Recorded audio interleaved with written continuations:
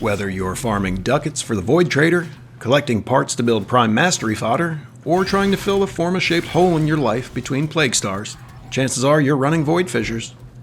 I've got a build to make that grind faster, easier, and get this, possibly even fun. This is Ultimate Fun Game.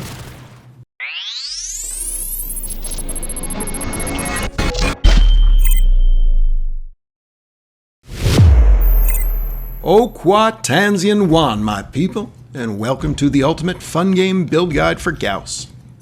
This is actually the first of several builds I've put together for the purpose of speedrunning Void Fissures, and the other videos will be uploaded shortly.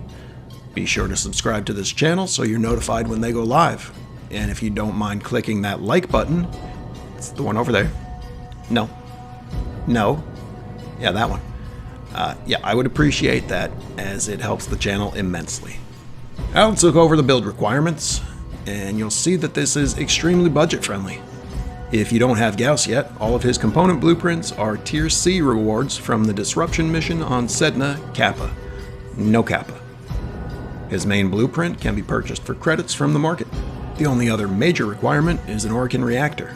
Not a single Forma was harmed in the making of this build, and it doesn't rely on any weapon interaction or ability swap via Helminth.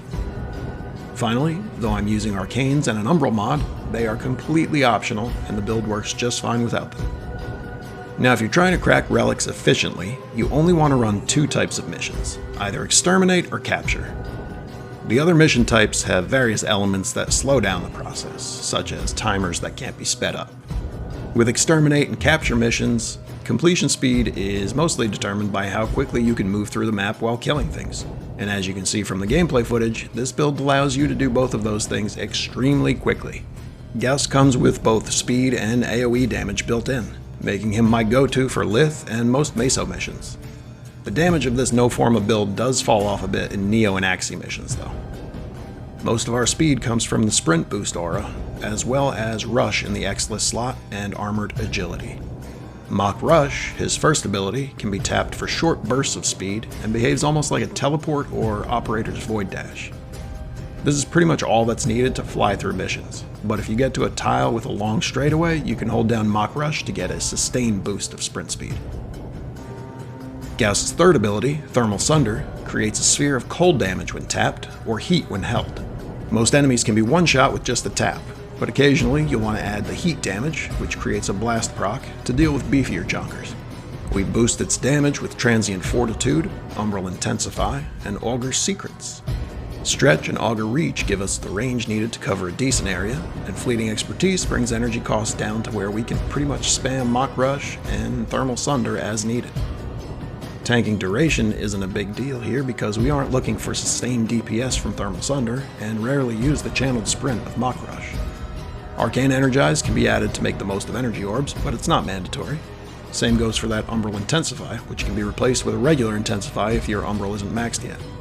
If you're doing that, or if you've added another D polarity for a different build like I have, you can pop in Augur Accord for more survivability, and Arcane Aegis to maximize its effectiveness. Again though, neither of these are necessary to make the build work. As far as weapons go, there's no huge interaction between them and this Warframe build. The only issue you're going to run into is nullifiers, so I like to carry either Basmu or Fulmin to pop their bubbles quickly and keep moving along. Both have the high rate of fire and damage per shot needed to eliminate the field extremely quickly, and neither requires reloading or ammo. If you don't have either of those weapons, anything with a high rate of fire, decent damage, and a large magazine size can get the job done. So pick whatever munches your pumpkins and get to the relic cracking. Don't forget, I've got videos for my other relic speedrunner builds coming soon. Subscribe so you'll be notified as soon as they go live.